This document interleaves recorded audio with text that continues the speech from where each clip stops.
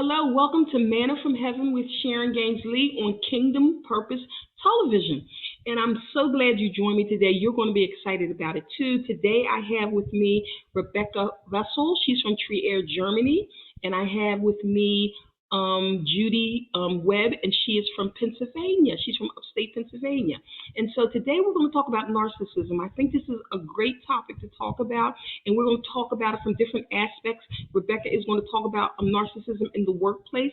Judy's going to talk about narcissism in marriage, and I'm going to talk about narcissism in the church, because all three of those places are important, and narcissism is present in all of those on all of those sites.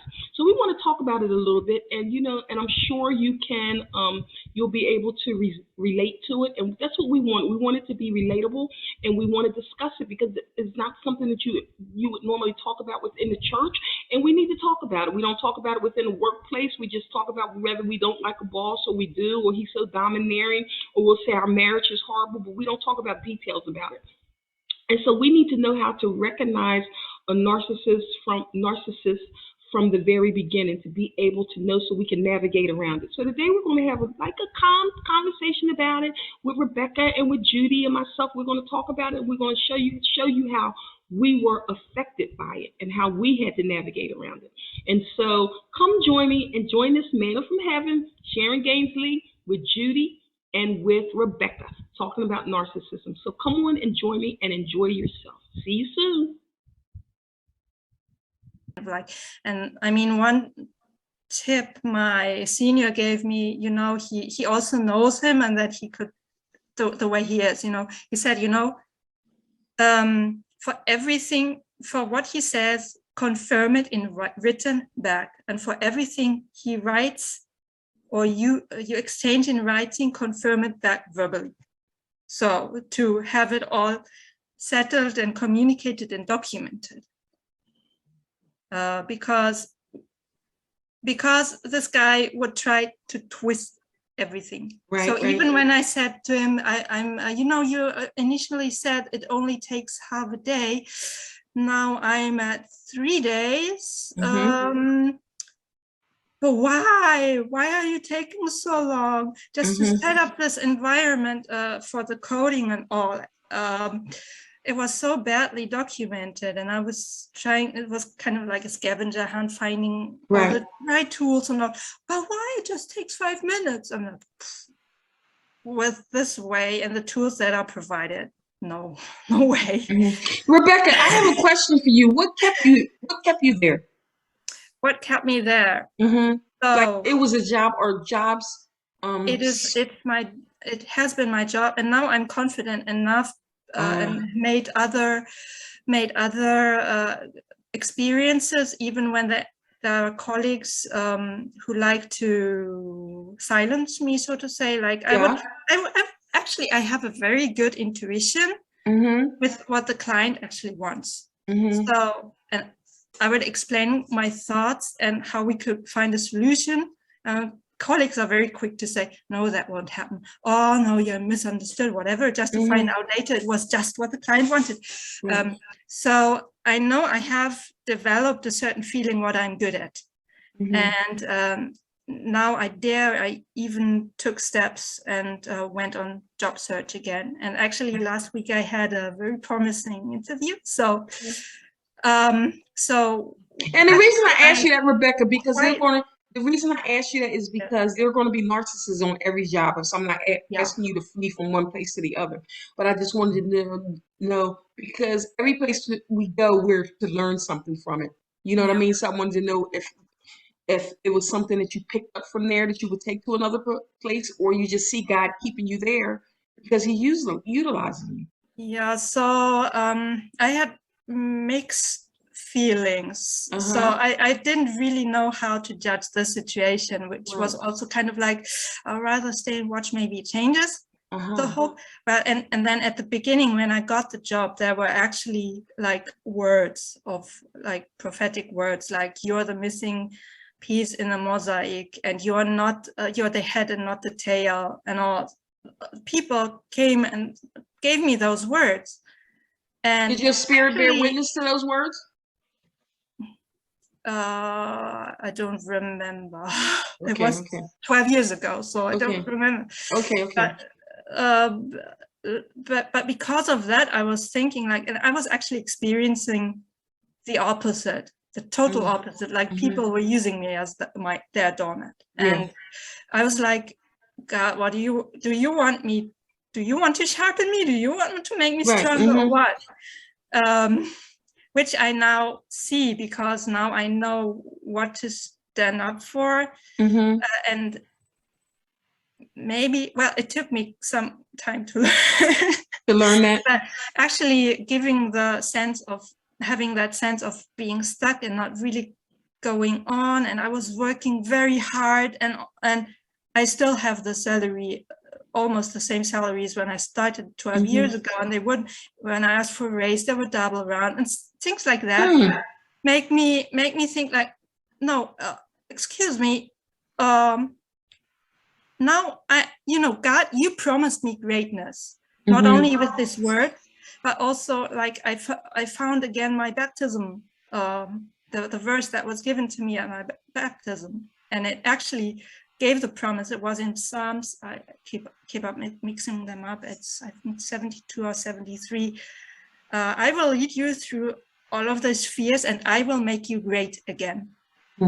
So I knew I was I'm not demanding it from God. I'm like, I'm fed up with being kept small all the time. I know there's much more inside of me. So during the COVID time, I was in home office, which gave me a lot more time. And I started taking courses. I started, I started taking coaching and mentoring. And I'm now in the process of building up an own coaching business. I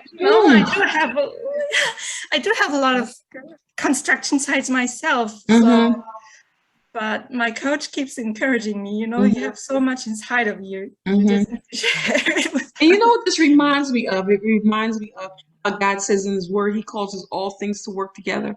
And sometimes you think that it's always like the good things, but it's the horrible things that happen. God calls it to work together with us. Sometimes those things are stepping stools for us, aren't they?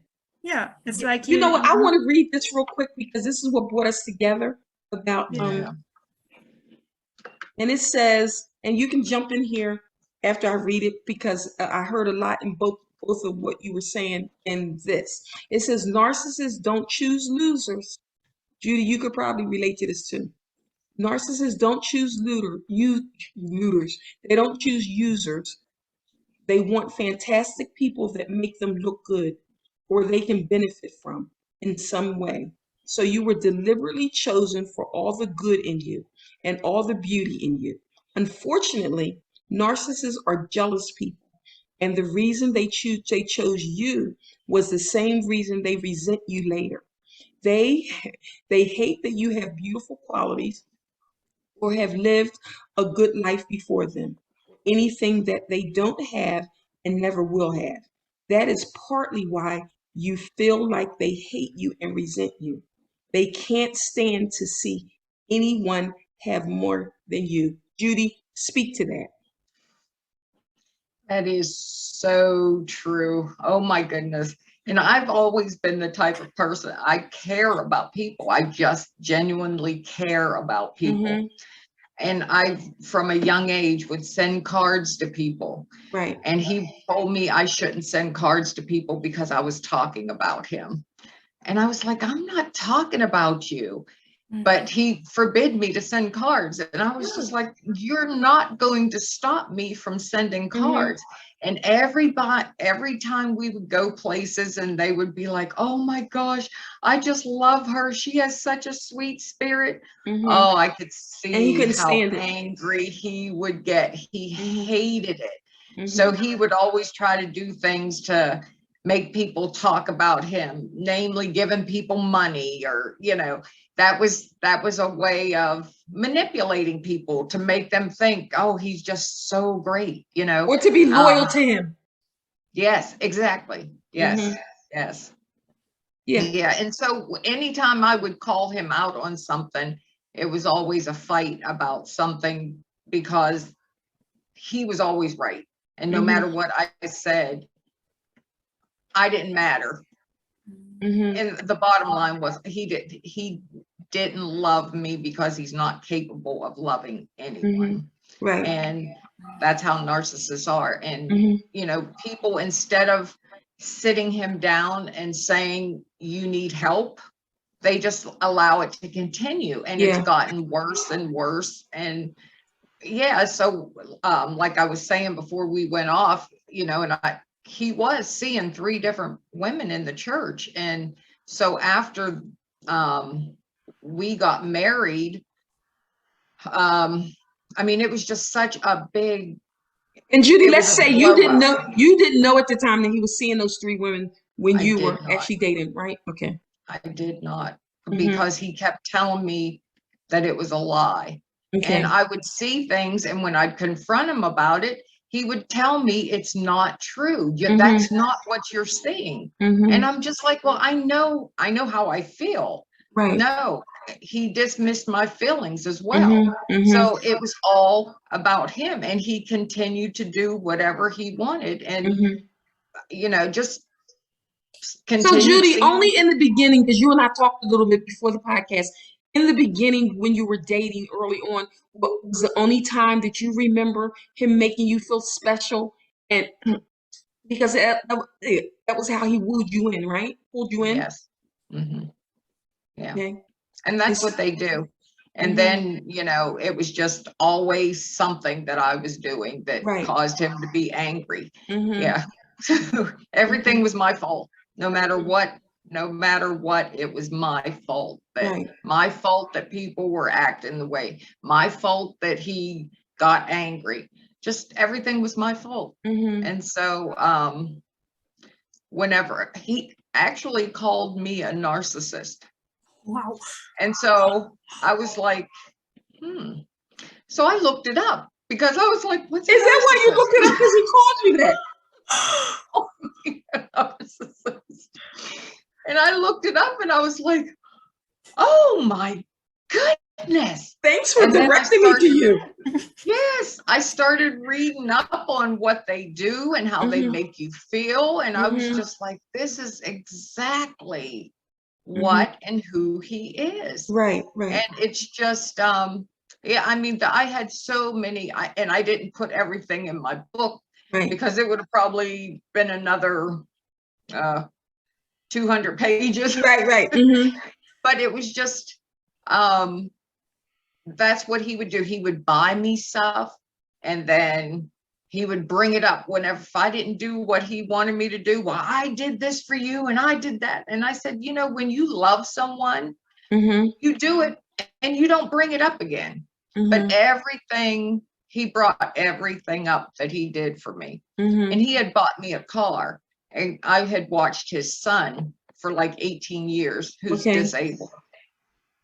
So when I got another job in June of last year, I asked him, I said, what about the car? Because it was something he was holding over my head, the car and the job. So if I didn't obey him, he said he would send me a text and say, I'm taking the car and the job. So whenever I got this job, and I'm not going to say where because he doesn't know where I work. Well, he may by now, whatever. But anyway, so I said, what about the car? He said, well, you can keep the car until January and we'll see where things are at. So I said, okay. So I'm working my new job. July 5th comes around. I walk out to go to work. Car's gone. And I'm like, I text him. I called him and he didn't take my call. I sent a text and he had blocked me. I said, you know what? Just at least tell me that you took it so I don't have to call the police. Right. Didn't hear anything. So I knew he had taken the car. So I was just like, now I'm stuck. What am I going to do? And that was his purpose, to punish me because you got another job. How dare you get another job and not come down here and let me abuse you and let me tell you how terrible you are on a daily basis. Tell me how I don't treat you right.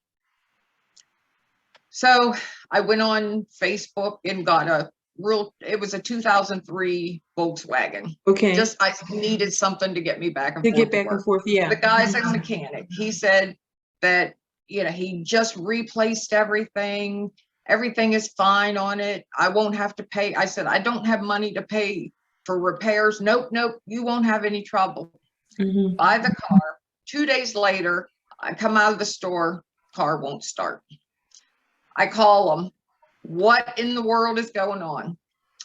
I forgot to tell you the gas gauge doesn't work. Maybe there's not gas in it.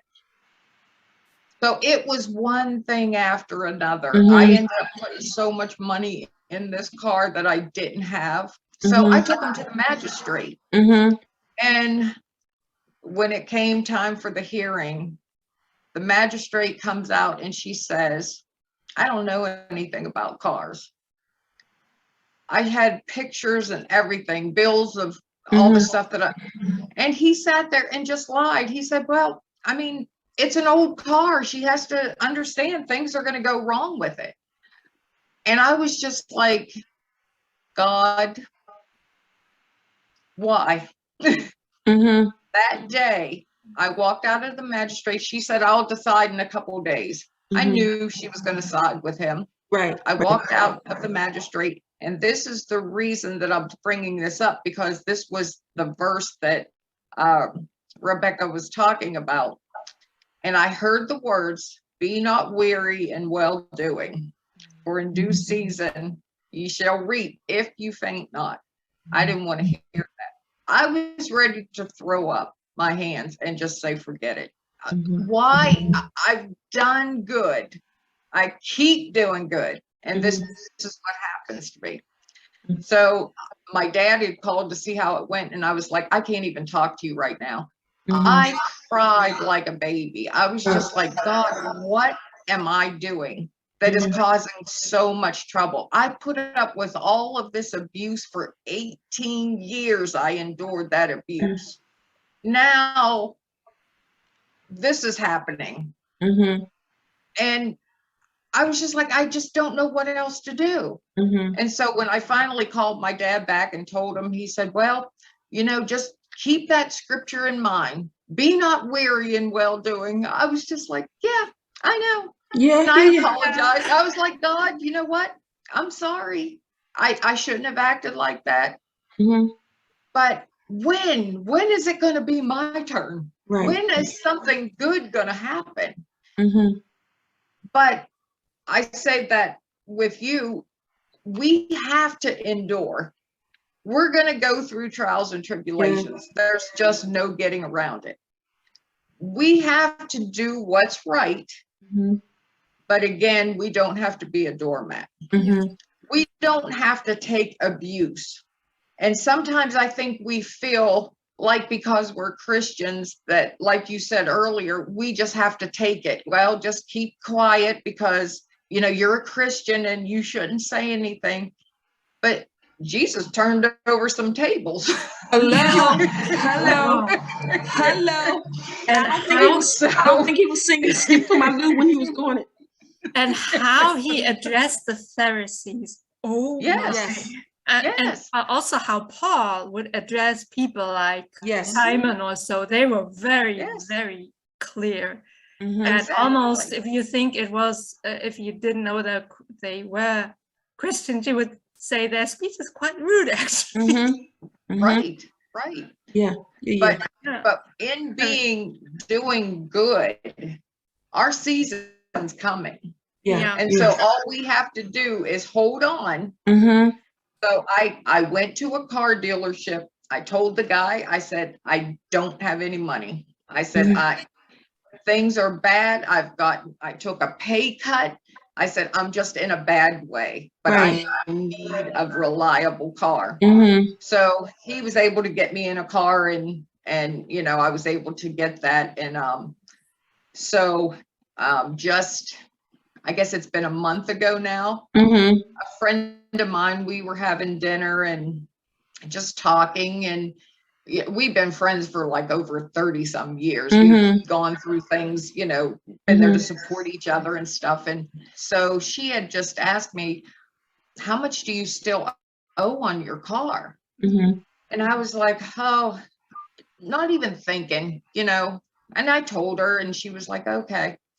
So the next day she sends me a message and says, call the loan company and find out the payoff. And I was just like, no. And she goes, just do what I told you. So I did it. She paid my car off. Wow. And I said, wow. I said, you know what, God? It's my season. Yes, that's exactly and right. all the stuff that I have gone through, it's now reaping season for me. Yes. And this is just the start. I said, I know God has great things in store. And so I just try to encourage people that even when it looks like everything is against you, you just keep doing the right thing. I didn't go out running around with all these men. I got accused all the time of cheating, and I know you're seeing someone. And I found a tape recorder that he had. I don't know how it got in my stuff, but he was talking to one of his members about me, telling them I was cheating on him and I just never came home. And I was sitting there, my mouth dropped. I was like, what's he talking about? Never happened. I'm like, what are you talking about? But a narcissist will accuse you of what they are doing. So I knew that he was seeing people because his second ex-wife told me that she was seeing him the first 9 months of our marriage because he told her he did not marry me. We're talking a preacher. And then the church is going to promote him. And I did talk to one of the bishops. They called and did a background investigation on him. And a lot of people came forth talking about the stuff that he's done. And I said, you know what? Go ahead and promote him. He's not going to stop. It's going to get worse. And then he's going to meet someone that is going to totally sue the Church of God in Christ, and it's going to be bad. It's going to be bad.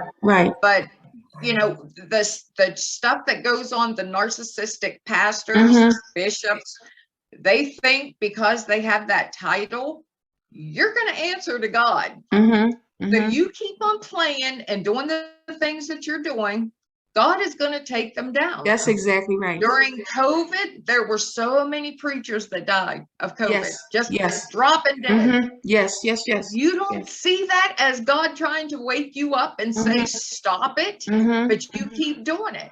But then the women, you've got to get to the point where if they approach you and you know they're married, leave them alone. Yes.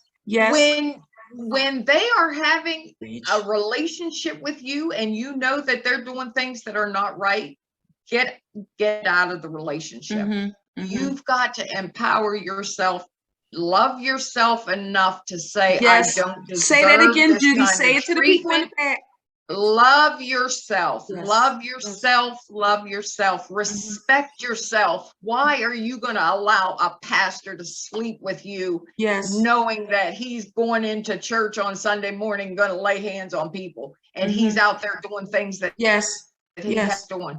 The church, this is interesting because the church, and that's between pastors and women, but the church that I came from in Indiana, this pastor was doing this stuff to men.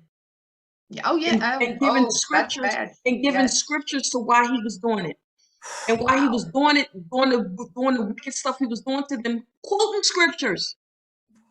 While he was laying on top of them, while he was doing stuff, he was quoting scriptures.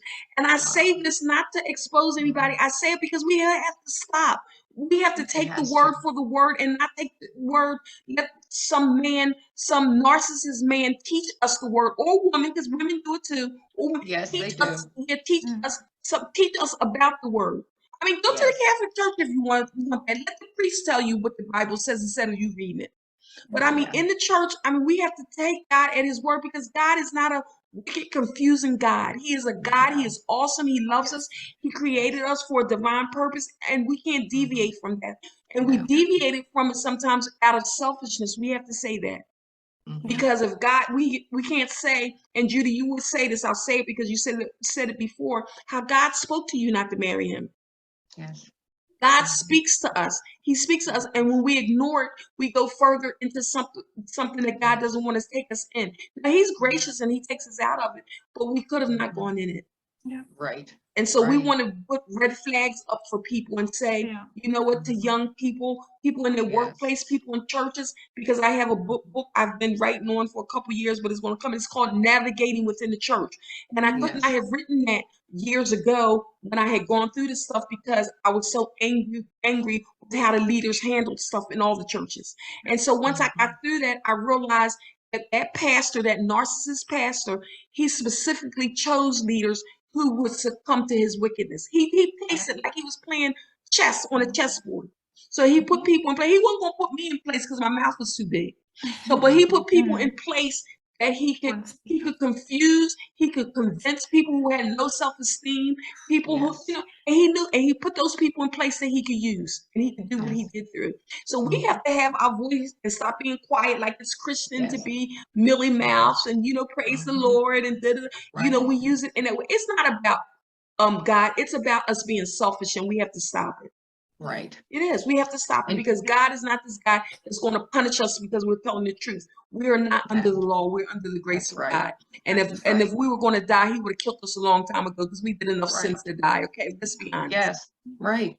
And God's not a liar, and Right. He doesn't like liars. Right. And He's a holy God. Yes. So if you're in something that is not holy, it's not of God. Yes. And Or so, confusion's in it.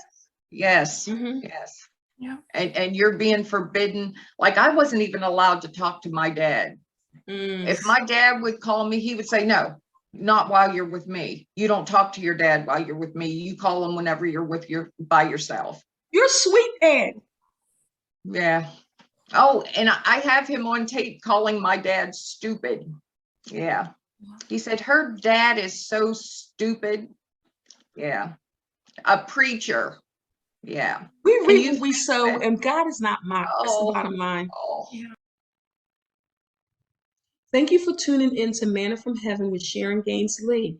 I hope you enjoyed the tapes on narcissism with Judith Webb and with Recca Wessel and with myself, Sharon Gaines Lee.